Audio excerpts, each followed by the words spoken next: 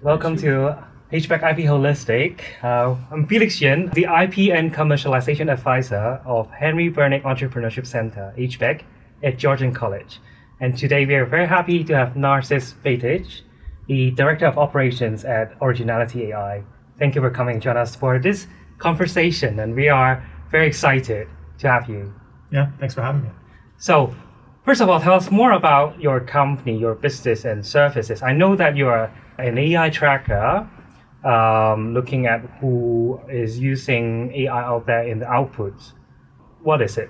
So Originality.ai is essentially a AI content detection tool. So what we do is we provide a check for anyone that's writing or publishing content to verify whether their content has AI in it or not. We also offer a few other features like plagiarism checking, grammar and spelling, fact checking, and SEO. We basically want to try and be a tool for editors, publishers, writers from kind of the start of the writing process to the publishing process, essentially be a QA tool for them to be able to put that content in, get all of the quality checks that they want to from A to Z, and then publish their content with integrity. Because nowadays everyone uses AI. Well, 2 years ago may not be the case. Right. Well, ChatGPT came out, everyone using it.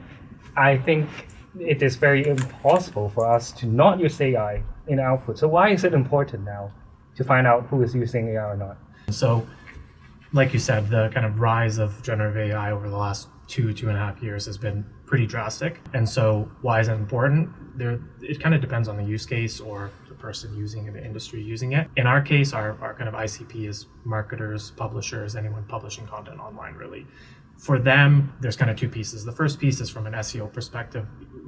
They want to make sure that the content they're publishing is human when it needs to be human. We've seen over the last kind of year and a half, Google has been penalizing AI content. And so with that, they want to ensure that the content is coming from an expert, human, whatever that topic is in. The other piece is if you're a publisher paying for content, which is the case 99% of the time, you want to make sure that your writers and editors, what they're giving you, if they're saying it's human written, that it actually is human written. Now, if you're someone who's okay with a mix of AI in their content, then that's also okay, right? You just want to ensure that what you're getting and then what you're publishing is what you think it is. Yeah, and actually that's a very interesting idea, especially you've started a company since 2021. 2022. 2022. So our leadership team has worked together for, I think, about 8 or 9 years now. So we know each other even prior to this. And before that, we all worked on kind of a number of different online businesses, one of them being a content agency. Within that agency, we had writers and editors that were writing, publishing content for clients. And then when the kind of first wave of generative AI came out, which at the time was, this was pre-ChatGPT. It wasn't as popular, but it was still being used. We were using it within our agency to help make the content process a little more efficient. And when someone asked us, well, do you know if your writers who are writing the human content versus the AI content, do you know if they're actually writing it? And we thought, we have these policies in place, but we're not really sure. And so we created the AI checker kind of internally for ourselves, and then ended up launching it as its own tool in business. And then the weekend that we launched it, the weekend after we launched it, ChatGPT launched. And so the bit of luck in timing, but since then it's just kind of been a whirlwind, and we've seen this massive need for AI detection alongside the rise of AI. But how do you see yourself as a company? Are you like the police of AI usage? So we're definitely not against AI. I use AI. Everyone in our company uses AI. I think it'd be pretty crazy for someone in business nowadays to not use AI in some way or another. What we want to do is just provide anyone publishing content, or even if it's not publishing content, submitting content for any reason, to have some sort of quality assurance in place to understand, was AI involved in this or was it not? What you do with that information is completely up to them. We kind of want to leave that to our clients. We just want to be that quality check for them. So we're not anti-AI. We don't think you should publish fully AI written content, but that's completely up to the end user. Right. So I think the most relevant user would be, for example, Georgian College, those academic institutions where we need that kind of integrity in the output. And also, I suppose, in journalism, publisher that you mentioned, what other use cases do we have? Yeah, so the biggest ones are kind of what you mentioned. So anyone publishing content online, so publishers, digital marketers, writers, SEOs. The other client is our academic institutions, obviously. Those are pretty obvious. Just, they have plagiarism checks already in place. Those have been in place for years. AI checks are now starting to be implemented.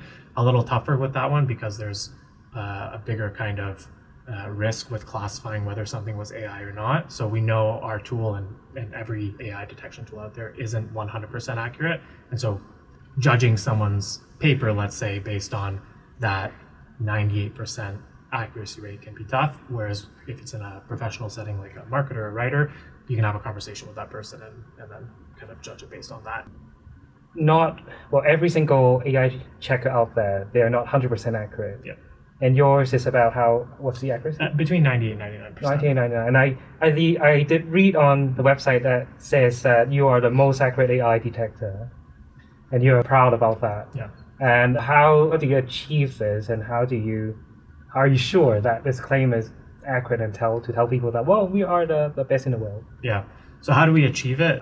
A really amazing AI engineering team, which I can't take any credit for. They're much smarter than me. But essentially what we've done with the business is we have our kind of core team, and then the AI team, still the core team, but they're kind of the red team. So their job kind of every day, every week, every month is to try and break our tool. So they try different tests, they use different tools. Anytime a new LLM is released, we try and stay up to date with that and test against it. We're always trying to break our tool, and then it's like ethical hack of it for particular purpose. Internally, exactly. And so we try and do that to then hopefully stay up to date with LLMs, but then also stay highly accurate. So that's kind of how we do it. And then how do we ensure that that's accurate? How do we track that? A lot of testing, tons and tons of data sets, ensuring that the data we have pre-GPT and pre-LLM is dated far back enough that it's accurate in terms of yes, this is 100% verifiably human, and then consistently testing and staying up to date. So there's, obviously every month there's some either update to an LLM or a new LLM coming out. So we want to make sure that we're testing against those, ensuring that we're accurate, and then if we're not, adjusting our tool and our thresholds to that. Right. I know that you have filed quite a few patents, and one of them actually is granted. So what is this patent about? Yeah, so we like you said, we filed a number of patents. The one that we do have approved covers all of our entire tool set kind of as a whole. So it covers our AI detection, plagiarism check, fact check, grammar and spelling, and SEO. So kind of all of those tools in one toolkit, that's what the patent covers.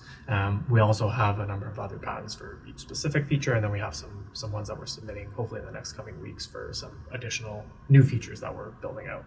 That's amazing. Yeah. So the IP journey will continue like that. And yes. It actually started quite early. Well, the fact that the company only started in 2022 and you've got your first patent granted, that means probably the first year or second year already filing patents. A lot of startups actually ask this question, okay, why do we need to do it so early? It's costly, a lot of resources involved, I don't know about IP at all. Or they may say that, well, it is just for the big companies, not for us. Right. Do you agree with it? I would, in general, disagree with that. I think it's almost always worth looking into IP when you're starting a business and then getting into scaling that business. I think if you really believe in your product and you think this can scale to whatever you think it can scale to, but big enough that you're wanting to continue to grow it, then IP is at the very least important to take a look at. Obviously different use cases, different products, whether it's physical, online, things like that will vary in terms of what you want to do and which path you want to take. Some will be more costly than others. In our case, when we kind of looked into it and understood what we have to do and what the process looks like, we thought there was kind of two pieces to it. So we wanted to get a competitive edge, obviously, and knowing that we were, at the time, it was a pretty small space of AI detectors. It's since grown now. We thought if we can get in early within IP, then we can kind of put our foot in the ground or put our flag in the ground, so to speak, and then get some patents granted, which could help both offensively and defensively from an IP perspective. And then the other piece is when we looked into it, we realized there's a ton of funding available, and wouldn't be as costly as we initially thought.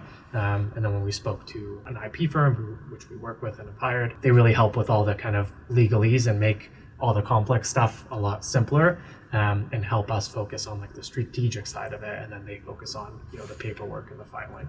So the elephant in the room is the cost of it. Well, patent is not the cheapest thing that you can get in the world, right? So luckily you have fundings available from IPON, from LFA IP, and also from HBEC at Georgian College. Do you find them useful for you in your IP, in protection of IP?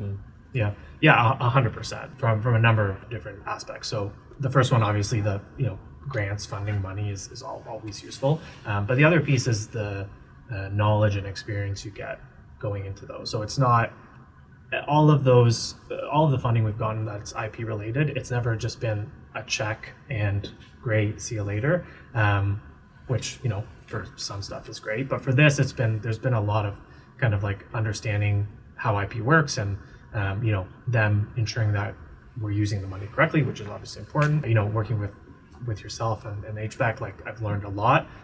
There's a lot of knowledge to gain there. IPON is another great one. They make you go through a full IP course to understand kind of the full scope of IP, but then also like, well, where is your path taking you? What kind of product do you have? And then which path you need to take within that IP world? Because there's way more than I initially thought. Yeah, and so I'm not even close to understanding. I understand this much so far, but understanding the path we need to take, I have a much clearer understanding after going through these programs. So can you discuss a little bit what's going to come in the close future about IP and about your features?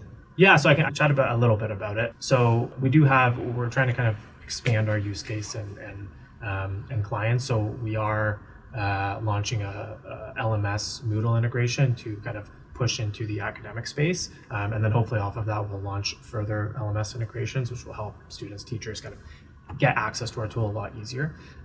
We do have a major UI update coming, which by the time people see this will probably be live, and it'll give our users a much cleaner and easier look to the app.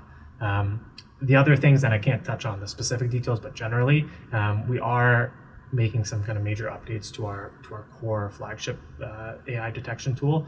And what I can say is it'll help expand our use cases, and also give our users a lot more variability and in what they scan and then the results they see. So it'll give them some better answers into